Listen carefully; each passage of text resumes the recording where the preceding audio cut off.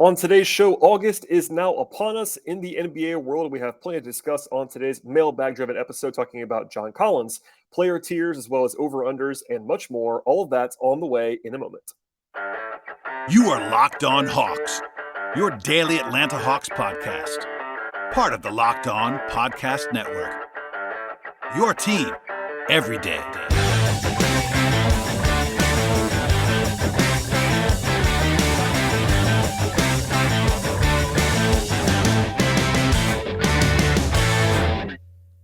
Hello, friends. Welcome to episode 1289 of the Locked On Hawks podcast. I am your host, Brad Rowland, coming to you on a Sunday into Monday. And today's podcast is actually going to be mailbag driven. I appreciate you listening to the show as always, making us your first listen each and every day. Check us out on Apple Podcasts, Spotify, Stitcher, YouTube, across the board, any podcast realm. And as I mentioned a second ago, a mailbag driven episode today. I do want to say a couple of things at the top of the podcast, a couple of plugs to hit on as we transition from July to August. This is, I guess, episode 1 in August. And in recent days, and really all through July, we were very, very busy on this podcast. And the last episode that we recorded was with Matthew Tynan, a Spurs expert. Matthew's very smart about DeJounte Murray and all kinds of things on the Spurs side. That was a full-blown deep dive into Murray at the end of last week. Hopefully you enjoyed that podcast if you listened to it already. If not, catch up on that one. Previously, Glenn Willis, Peachtree Hoops, joined the show about all the young guys on the Hawks roster, all kinds of stuff on the Sharif Cooper decision from his two-way deal to being waived by the Hawks. We had some crossover shows with Locked On Wizards in the last couple of weeks. A fun two-part deep dive, as always, with Howard Jones, friend of the podcast there. And even before that, we had Wes Morton and Graham Chappell, Robbie Callan, Brian Geisinger on AJ Griffin, etc. So it's been very busy on the show. And hopefully everybody's keeping track of all that stuff on the archive. And please subscribe and do all that fun stuff.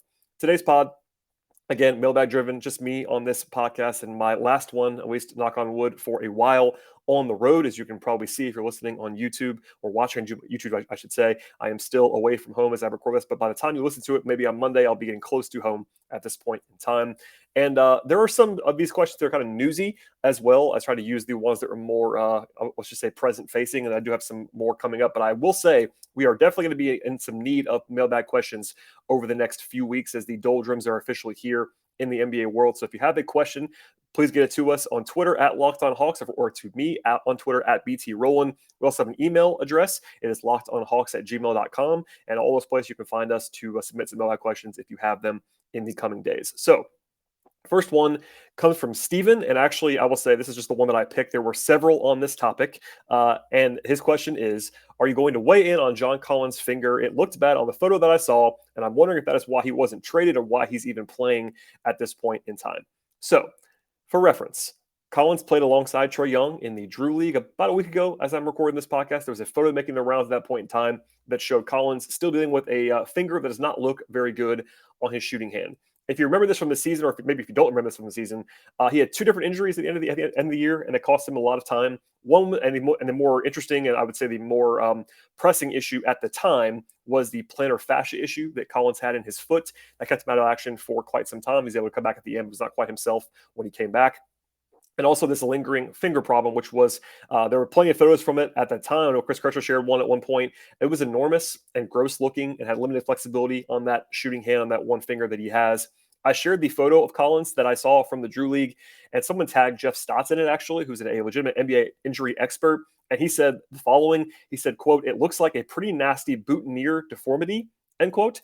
He also said that he thought it was actually surprised that Collins didn't have surgery on it. But crucially, what he said, and I take Stotts at his word here, is that, quote, "It looks worse than it actually is," end quote. And that's actually what I've been kind of told behind the scenes as well. And from what I hear, they didn't think that surgery was the best option for Collins, and he's not had pain in the finger right now. It could be limiting him a little bit, I would say, in terms of flexibility and motion on that finger, and also it's on a shooting hand. But also, this is not like an exact science here, but I firmly believe that the Hawks will not be wanting him to play in the Drew League in front of a national audience also, because those games are actually being broadcast. If there's actually a real concern with the finger at this point in time, all I'm hearing basically is downplaying of the severity or the interesting nature of that injury. Obviously, it looks bad, but I would say this: it's not great necessarily. It does not look great by now, but a lot of guys in football and basketball in particular have very ugly fingers when you actually see them up close because of all the jams and catches and all that kind of stuff that things happen over the course of a basketball or football career. I'm kind of always skeptical in nature about things that I'm told, but from what I hear, at least behind the scenes, it's not going to be a major issue. The fact that he's playing public basketball in July on that finger is not exactly the worst thing in the world. If you want to say that there's some confidence there in him playing, is it great? No, but at the same time, I am not concerned. And as far as the trade thing is concerned, I would just say this. By all indications, this is not a concern that teams would have or that the Hawks really have for him long term. So the way that I would put it is that perhaps it was a small factor in some trade concern somewhere, but there's this notion that's why he wasn't traded. That's completely not the case from what I understand. I'm sure that it would be a little bit easier if he had been able to be finishing the season healthy, but really the thing that impacted him more on the court was the plantar fascia issue, more so than the finger issue. And I think that injuries were not really the reason why he was not traded in the offseason. As I said a lot of times on this show, and might even say again in a moment, the Hawks are looking for a lot for John Collins. It has to do with the fact that they want to get a starting caliber power forward back for him, plus more. And when you ask for full price for a player and also have kind of stipulations in the deal, it makes it a lot harder to actually find that kind of trade. And that's part of why he's going to be still on the roster at this point in time. So this is a sort of follow-up from that, not necessarily a mailbag question, but a couple people tagged me in this, but Real GM rounded up some comments from Zach Lowe of ESPN on a podcast episode from him earlier this week that were interesting. Zach said on his podcast, quote, "There has been some Miami and John Collins chatter. It is old. It might be months old. I don't think it was ever really serious at all. They might revisit that," end quote. So I also heard this chatter back when the Collins rumors were at their height back around the draft, like mid to late June, when it was like really seemed like he was going to get traded for sure, or at least close to it. By the way, I was always the entire way, I kind of made sure to never say it was going to be happening for sure, because I never thought it was going to be happening for sure, but it certainly seemed like there was a lot of evidence that he might get traded back then. Anyway, I think the short answer here, and really honestly, in a lot of ways, the complete answer there on Collins and Miami is the following. I think that there's not really a deal to be had between those two teams. Now, on Miami's side, there are guys in that roster that they're not going to trade for John Collins. Jimmy Butler, Bam Adebayo, and from what I understand, Tyler Hero would not be available for John Collins. Now, I think John Collins is better than Tyler Hero, but if you're the Heat, they seem to like him more than I do, for sure, and Hero, and also you're not going to necessarily want to flip that around and trade one guy for the other. Also, the Hawks don't really benefit from Tyler Hero in the way that some other teams would. They don't really need that kind of player. Anyway, long story short, it kind of has to include Duncan Robinson for salary matching purposes. And basically that contract, while I like Duncan a lot as a Michigan guy, and he's still a great shooter, that contract is not a positive value right now. It's not a crazy disaster contract because he can still shoot, and everyone would like to have that shooting on their roster, but nobody in the league, I don't think, would give him that trade, that deal right now if he was available in free agency. So, and beyond that, Miami's kind of, they don't have a ton of like assets that they want to trade either. The whole problem with the Heat is they don't really have a starting caliber power forward either. And obviously the Hawks want one back in any deal for John Collins, because they're not going to go into the season, no matter how much Hawks fans might like that, with Jalen Johnson as a starting power forward. That's not going to happen. So all that said, I know why Miami would want John Collins. He would help them quite a bit, and they lost PJ Tucker in the offseason. They don't really have a starting caliber power forward on that team right now, but that's part of the reason why the Hawks would not be interested in this kind of two-way deal. Maybe if there's a three-team deal out there that I just don't see, perhaps. But Collins is from South Florida in a lot of ways. He spent a lot of time there, etc. But I think that long story short, I don't really see an avenue for a deal with Miami and Atlanta, which is probably why those things never actually came to fruition. But for the trade machine psychos out there, that people, I know I'm one of those people that loves this kind of stuff. Duncan Robinson and everything else that Miami could offer is probably the best way they could possibly do that, but I can't really see that happening in the near future. At any rate, Collins still on the roster. It is now August as you're listening to this podcast, and it's not to say that they couldn't be trading him in the near future. Training camp deals do happen in the NBA, but generally speaking, this is kind of a downtime for trade chatter. And as I've been saying for a while, probably 2+ weeks now, once the kind of wave ended, the smart money became the Hawks kind of rolling with this roster, which includes John Collins, and that could certainly change. But for now, I'm expecting them to kind of roll with what they have at this point in time. And last week, by the way, I did some roster reset stuff. So if you want to hear more about the roster as it stands now, check out the podcast from a few days ago. Okay, before we get to the rest of the podcast, a word from our sponsors on the show, and the first of which is Built Bar. If you haven't tried Built Bar's Puffs yet, you're depriving yourself of one of life's greatest joys, and guess what? There's a new flavor as well. It's delicious. That's right. Bill has done it again. Let me introduce you to it now, and that is cookie dough chunk puffs. They have a light and chewy texture, real cookie dough chunks, and of course, they're covered in 100% real chocolate. All the joys of eating cookie dough without the hassle of actually having to make it. Plus, it's healthy for you. 160 calories and only a whopping 15 grams of protein in them. Run to built.com right now, snag a box for yourself, for your family. It's the perfect treat for you, or you can find a really good hiding place to hide them for yourself if you want to do that. But like all Built Bars, the cookie dough chunk puffs are healthy and tasty. What's great about Built Bars is that all their bars are made with collagen protein as well, which your body can help absorb more efficiently. They have a ton of health benefits as a result of that. Eat something that tastes good and it's actually good for you. You're going to absolutely love the new flavor cookie dough chunk puff. And whether you need a snack or your workout or whatever you want to do, late night treats, grab a quick bite. Built is a perfect protein bar for you because it tastes like a candy bar or even better than that. Plus, it's very healthy for you.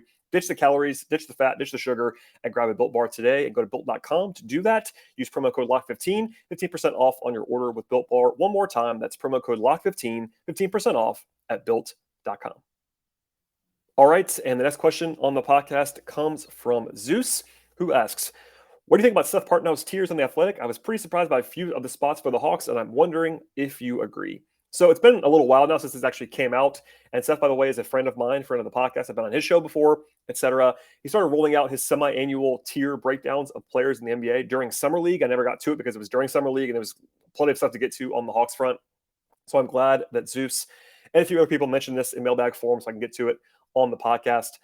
Broadly speaking, I don't think this is anything like crazy to get worked up about because there are definitely some stuff that I disagree with in this tier breakdown from Seth, but that's kind of part of the fun here, both Hawk stuff and otherwise. Also, he always says, and I'm just going to quote him here, these are not rankings. Tiers are different than rankings. They are kind of groupings in that way, and players are still grouped, though, in rough ranking styles. So that kind of gives you kind of an outline of how this stuff lays out. But I would say don't get too mad about this. I understand, and I will kind of talk about the Hawks guys now that I saw and sort of were reflecting on this list.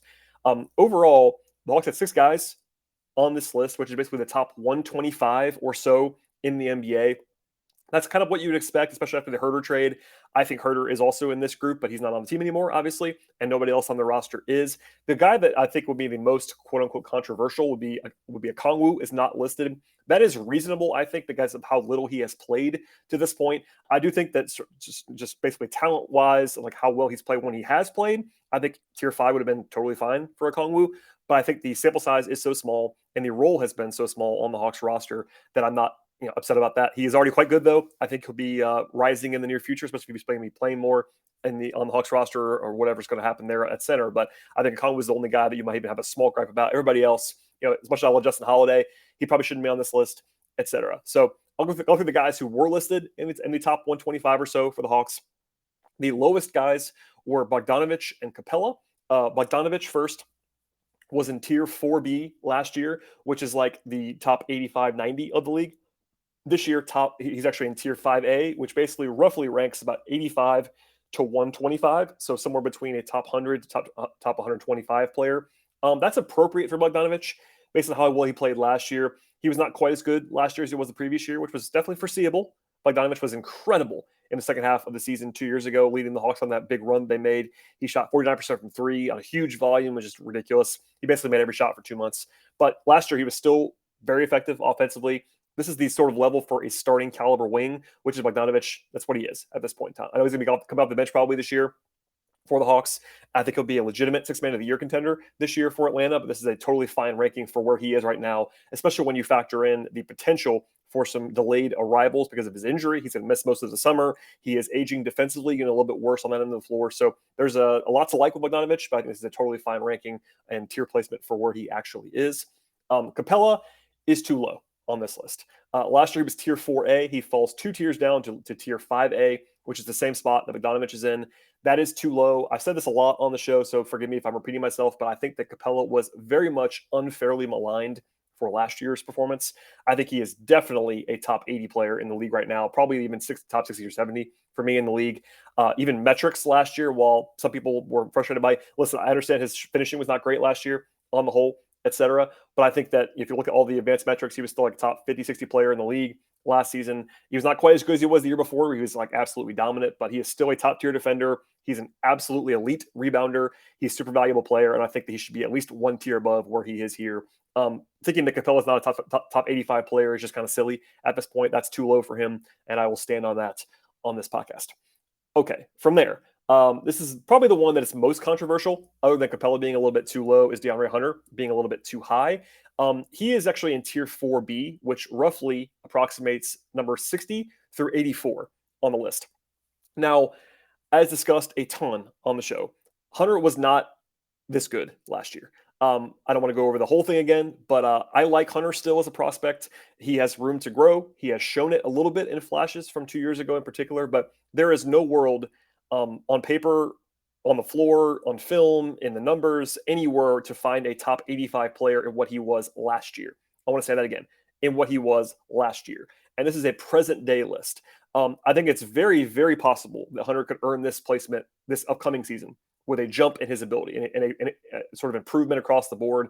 He has the talent to do that. But simply put, like this is only one way to do this, but there is no world in which Hunter should be in a higher tier than Capella in a present day ranking. Clint Capella is a lot better right now today. I want to say again, right now today or last year than DeAndre Hunter. Now, if you think Hunter might be better in the future, I have no argument with that. That's possible. That might even be probable on some level. But this is not a future value list. This is a present day, this season kind of list. And there's a little bit of too much projection there. Again, it wouldn't surprise me if he earns this for next year.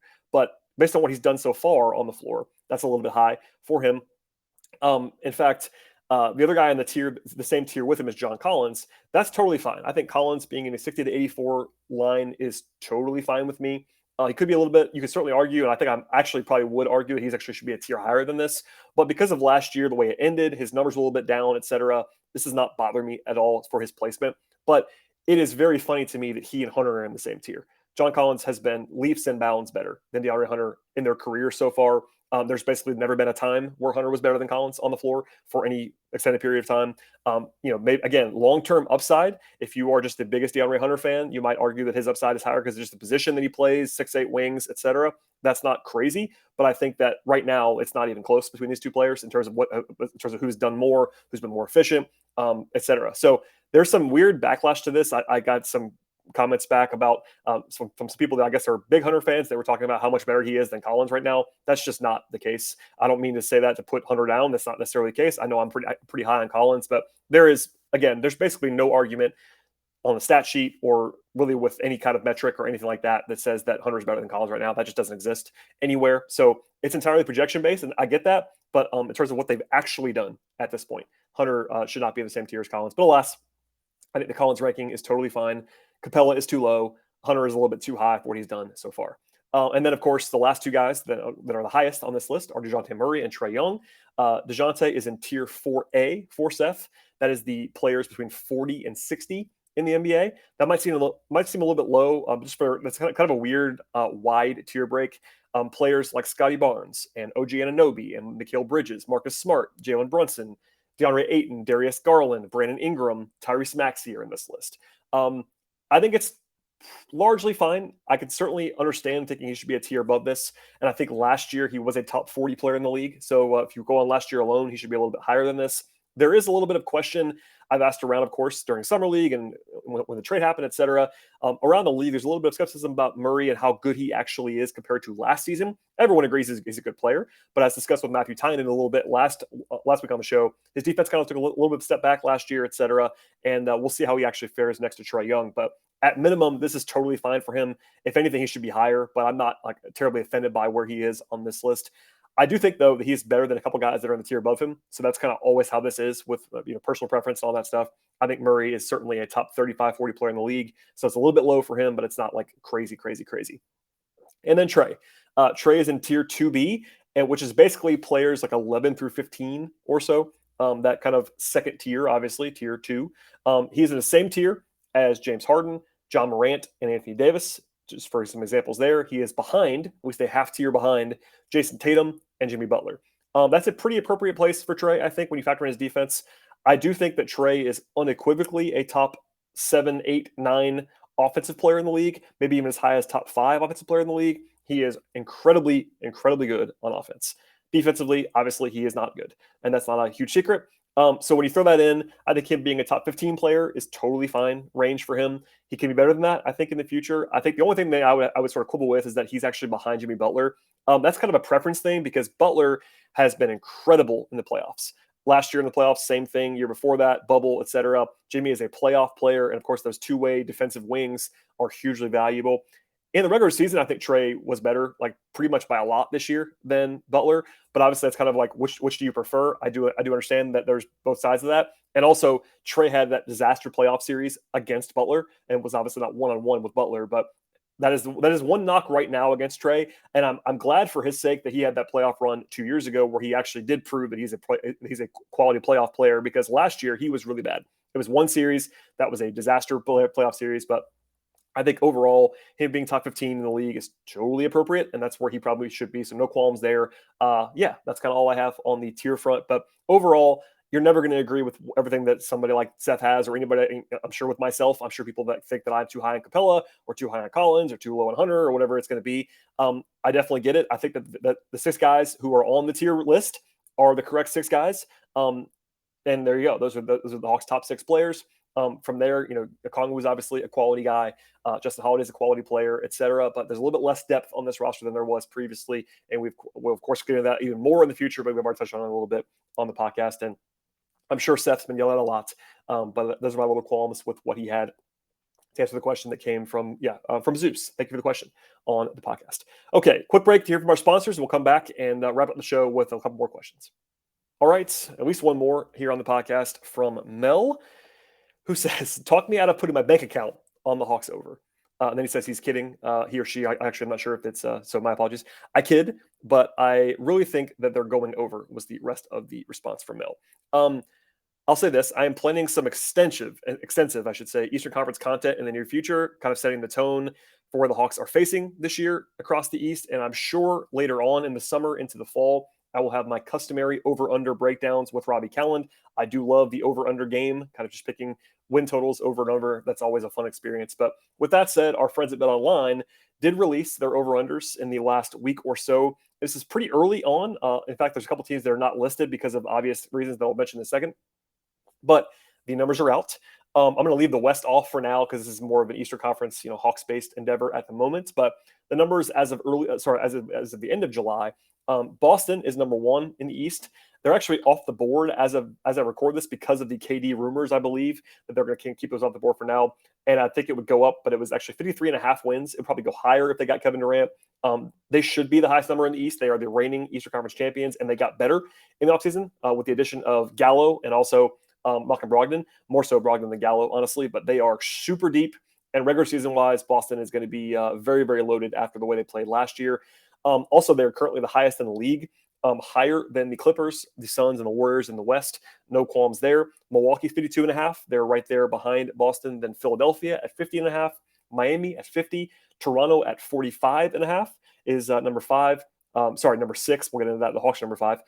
Chicago is 44. Cleveland's 44 as well. Charlotte and Washington are sort of in their own tier at 36.5 for Charlotte and 35.5 for Washington. Then you get into Detroit at 27.5, Orlando at 26, Indiana at 25.5. Then there are 2 more teams that were never listed, and that is Brooklyn and New York. Brooklyn because of the KD stuff, of course, and the Knicks because of the Donovan Mitchell stuff. So that's all a little bit guessing. We'll see where they all slot, but that's kind of the groupings right now. And the Hawks right now at BetOnline, as I record this, are at 46.5 wins. That places them kind of almost in their own mini tier, but definitely 3.5 wins behind Miami, who is number 4, and about a win ahead of Toronto. They actually opened 47.5 and went down, which I thought was a little bit notable, and that somebody's betting the under on the Hawks. I'm not really sure who that person is. I think it's a pretty appropriate number of 47.5. I think a number in this range is kind of what I expected for the Hawks. I will hold off, of course, on a real deep dive here and say that for later on the offseason, but I would kind of lean over at 46.5 wins. I probably have them somewhere in the high 40s right now, 47 to 49, maybe 50 wins if I had to pick win total right now for the Hawks. I thought I have plenty of work to do in preparation for the season, but I think, the Hawks won 43 last year with kind of a disaster season, and the roster is more talented than it was a year ago with Murray on the roster. There's still some depth questions. I know there's always Hawks fans that are optimistic. They don't want to say that they're in the same tier as the top 4 teams. This is kind of where I expect them to be. I think that you will not see many people, I'm not going to say nobody, you will not see many national folks project the Hawks to be ahead of Boston and Milwaukee, Philly, and Miami. I think if I had to pick a team for the Hawks to be better than that group, it'd be Miami. I think Miami without Tucker and with another year on Jimmy Butler's tires might be a little bit less effective. Same with Kyle Lowry, who's another year older as well. And of course, Philly is tied to Joel Embiid. If Embiid is healthy, then they are really good. If he is not, then they are not so good. Milwaukee and Boston are sort of explanatory, with Boston running everybody back, and of course Milwaukee having Giannis. But I think the Hawks are in that range with Miami and Toronto, something like that for the 4, 5, 6 spots. I do like the Hawks better than Chicago and Cleveland. It's a pretty appropriate place for them. I think if there's one team below the Hawks that I think might be better than the Hawks, potentially is Toronto. I would have the Hawks ahead of them, but I do understand that thought process. So it's obviously really early at this point in time. There are depth concerns. We'll see how Bogdanovich looks when he gets back. Any other major injuries popping up, the Hawks are going to definitely need Trey and DeJounte to be healthy and durable, which they should be. But at the same time, nothing's assured at this point.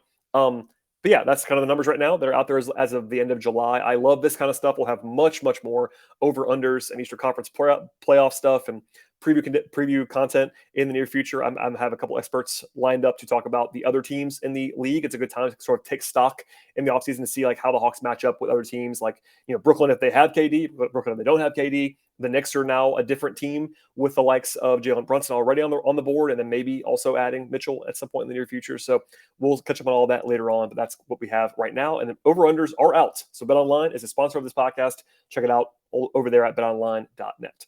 Lastly, on the podcast, a question from Joseph, who says, are you going to take a break in the offseason? Some of us are worried about your health. Thank you, Joseph, for your concern. For podcast purposes, not really a break. Longtime listeners probably know this already, but we usually have like 4 to 6 episodes per week during the season, depending on when games land, etc. And then during the early summer, when the draft and summer league and free agency are happening, I still am on that 4 or 5 show a week kind of path, summer league, etc. Now, this stretch between like right now, maybe late July into training camp, it's like about 8-week span where there's not a whole lot going on, generally speaking. I'm going to kind of ramp it down to like 2 or 3 per week, unless something big happens. If we get more than that, we get more than that. I have no problem going more than that, but no actual breaks on the podcast. Maybe a couple days at a time, but nothing like a full week, something like that, unless something crazy happens to me. I have been traveling for almost all of July between summer league and then a current work trip that I'm on for my day job, which you can see in the background if you are watching on YouTube. But to answer the question, I have about a week of true vacation in September, just before training camp that I'm going to take, but I'm going to sort of pre-schedule episodes to run during that time, so no concerns there about the podcast disappearing.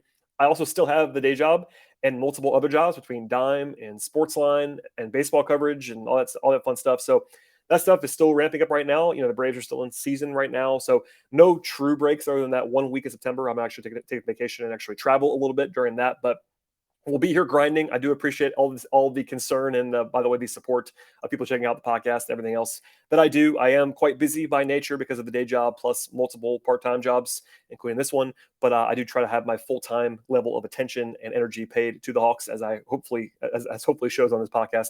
But thank you for the question, and that's sort of the schedule for the offseason. So we are now fully into offseason mode as of this week. It'll definitely be I would say probably a maximum of 3, maybe 4 on occasion episodes per week. But if something big happens, like a trade, then we'll obviously pour into that. But in the meantime, 2-3 episodes a week for the next 8 weeks or so. And then training camp's going to be here before you know it. And then the Hawks go overseas. They're playing for the first time ever in the UAE in October. And then the season sort of wraps up from there, and we'll be full all in with 82 games of full coverage on this podcast. So if you're a new listener, welcome aboard. Please subscribe to the show across platforms, Apple Podcasts, Spotify, Stitcher, and of course, YouTube. If you are someone who likes to support the show however they possibly can, multiple subscriptions are great. So Apple and Spotify, or Apple and Stitcher, or Apple, Stitcher, and Spotify. Plus, YouTube's an easier one. Go ahead and like the show on YouTube. That's a huge way to do that, and subscribe. And then watch that in the background or whatever else you want to do on the podcast. Also, leave 5-star ratings and reviews across platforms. Apple and Spotify, of course, 5 stars are very, very helpful. Follow the show on Twitter at Locked On Hawks. Follow me on Twitter